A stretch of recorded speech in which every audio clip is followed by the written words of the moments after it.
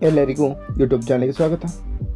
ಈ ಒಂದು ವಿಡಿಯೋದಲ್ಲಿ ನಾವು 6ನೇ ತರಗತಿ ಪ್ರಥಮ ಭಾಷೆ ಕನ್ನಡ ಪಾಠ 2 ಗಂಧರ್ವ ಸೇನಾ ಇದರ ಪ್ರಶ್ನೋತ್ತರಗಳನ್ನು ನೋಡೋಣ.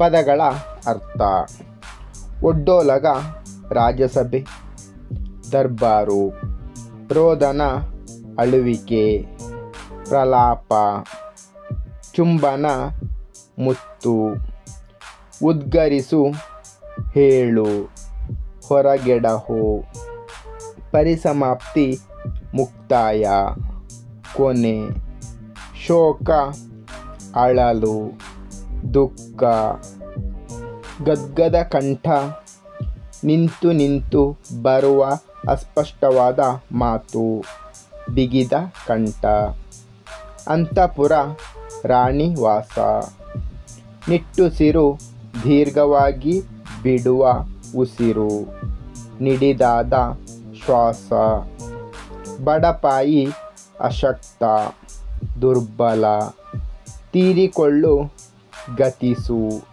ಮರಣ ಹೊಂದು, ಮಾರ್ನುಡಿ ಪ್ರತಿಯಾಗಿ ಮಾತನಾಡು, ಮಾರುತ್ತರ ಕೊಡು, ಪತ್ತೆ ಗುರುತು, ಸುಳಿವು, ವಿಳಾಸ, ಬೊಬ್ಬಿಡು ಕೂಗು, ಅರಚು ಗಟ್ಟಿಯಾಗಿ ಹೇಳು, ನಿಜಾಂಶ ಸತ್ಯ, ದಿಟ, ಪಕ್ಕೆಲುಬು ಇಬ್ಬದಿಯ ಎಲುಬುಗಳು.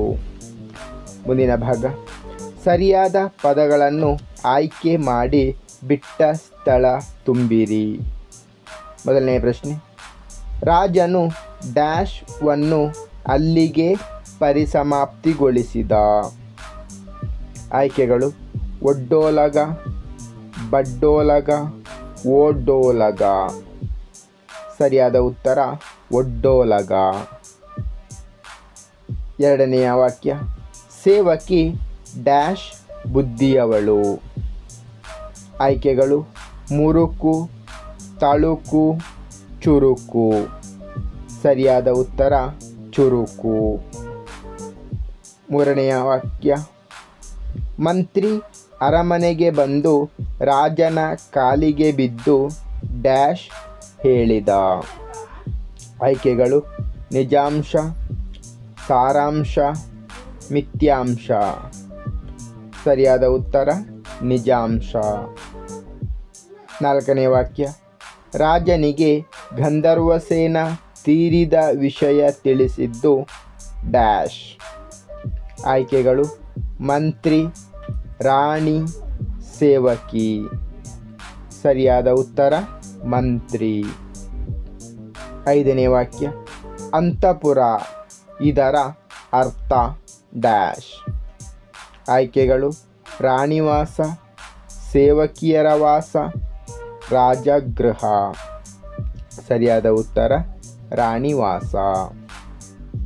ಮುಂದಿನ ಭಾಗ: ಈ ಪದಗಳ ಅರ್ಥ ಬರೆಯಿರಿ. ನಿಟ್ಟುಸಿರು ದೀರ್ಘವಾಗಿ ಬಿಡುವ ಉಸಿರು, ಪರಿಸಮಾಪ್ತಿ ಮುಕ್ತಾಯ, ಮಾರ್ನುಡಿ ಪ್ರತಿಯಾಗಿ ಮಾತನಾಡು ಅಥವಾ ಮಾರುತ್ತರ ಕೊಡು, ಉದ್ಗರಿಸು ಹೇಳು. ಮುಂದಿನ ಭಾಗ: ಕೆಳಗಿನ ಪ್ರಶ್ನೆಗಳಿಗೆ ಒಂದು ವಾಕ್ಯದಲ್ಲಿ ಉತ್ತರ ಬರೆಯಿರಿ.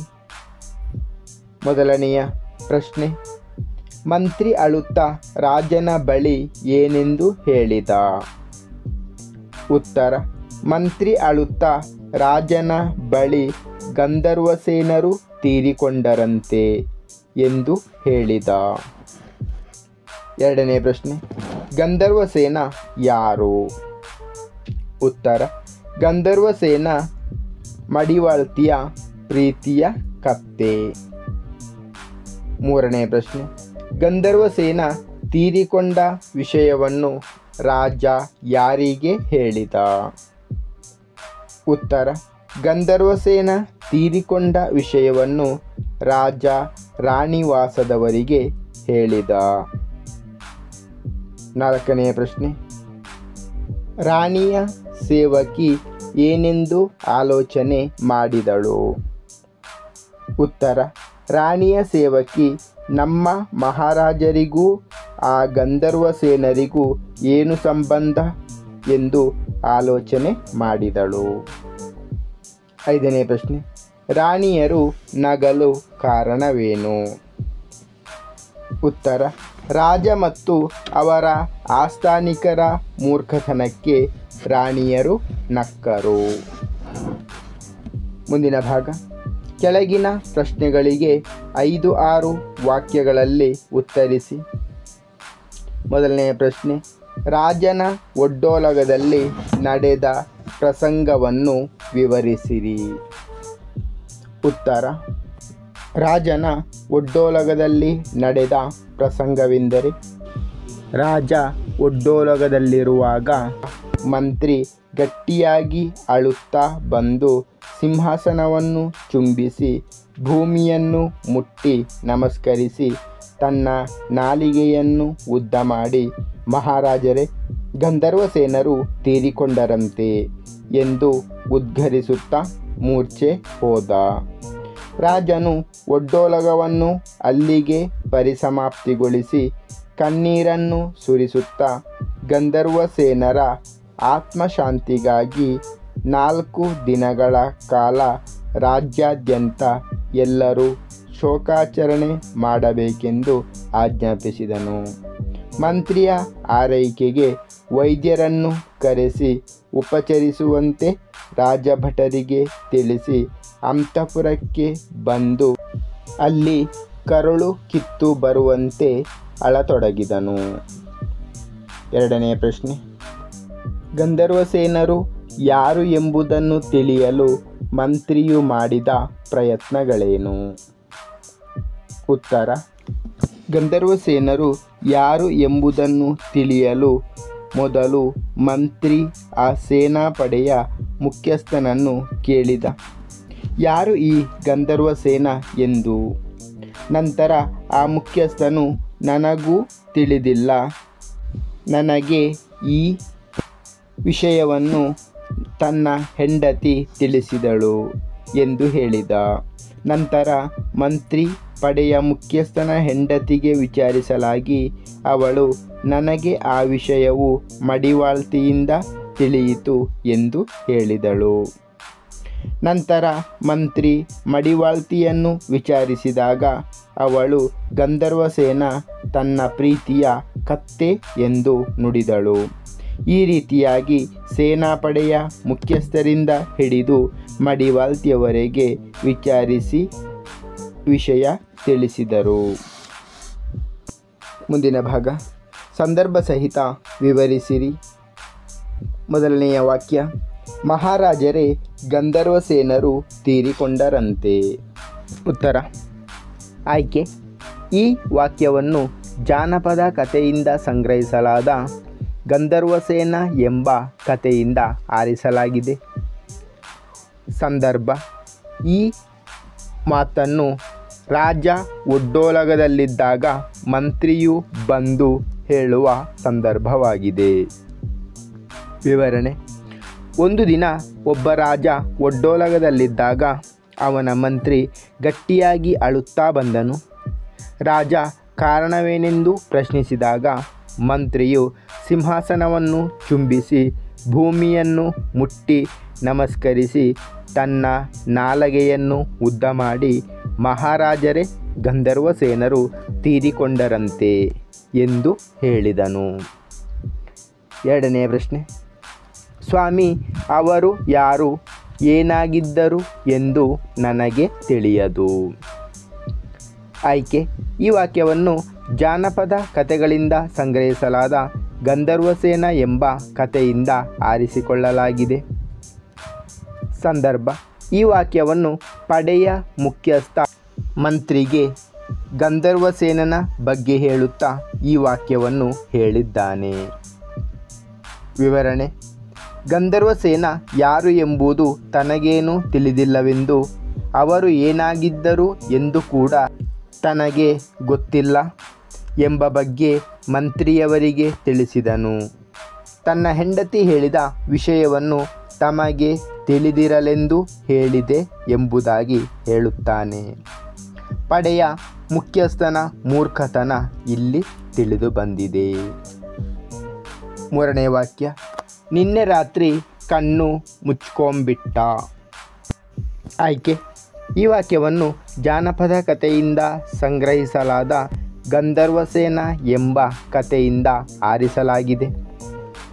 ಸಂದರ್ಭ: ಈ ವಾಕ್ಯವನ್ನು ಮಡಿವಾಳ್ತಿ ಗಂಧರ್ವಸೇನ ಎಂಬ ಕಥೆಯು ಹಿಂದಿನ ರಾತ್ರಿ ತೀರಿಕೊಂಡ ಬಗ್ಗೆ ಮಂತ್ರಿ, ಪಡೆಯ ಮುಖ್ಯಸ್ಥ ಹಾಗೂ ಆತನ ಹೆಂಡತಿಗೆ ಹೇಳಿದಳು. ವಿವರಣೆ: ಗಂಧರ್ವಸೇನ ಎಂಬುದು ಮಡಿವಾಳ್ತಿ ತನ್ನ ಕತ್ತೆಗೆ ಇಟ್ಟ ಪ್ರೀತಿಯ ಹೆಸರು. ಅದು ಹಿಂದಿನ ದಿನ ಸತ್ತು ಹೋದ ಕಾರಣ ಮಗನಂತೆ ಸಾಕಿದ್ದ ಅದನ್ನು ಕಳೆದುಕೊಂಡು ದುಃಖಪಡುತ್ತಾ ಹಿಂದಿನ ದಿನ ರಾತ್ರಿ ಅದು ಸತ್ತು ಹೋಯಿತೆಂದು ಅಳುತ್ತಾ ತಿಳಿಸಿದಳು. ಪ್ರಾಣಿಗಳ ಬಗ್ಗೆ ಇದ್ದ ಪ್ರೇಮ, ಪ್ರೀತಿ ಸರಳ ಸಹಜ ಭಾಷೆಯಲ್ಲಿ ವ್ಯಕ್ತವಾಗಿದೆ. 4ನೇ ವಾಕ್ಯ, ಒಂದು ಕುರಿ ಹಳ್ಳಕ್ಕೆ ಬಿದ್ದರೆ ಎಲ್ಲ ಬಿದ್ದವು. ಆಯ್ಕೆ: ಈ ವಾಕ್ಯವನ್ನು ಜಾನಪದ ಕಥೆಗಳಿಂದ ಸಂಗ್ರಹಿಸಲಾಗಿರುವ ಗಂಧರ್ವಸೇನ ಎಂಬ ಕಥೆಯಿಂದ ಆರಿಸಲಾಗಿದೆ.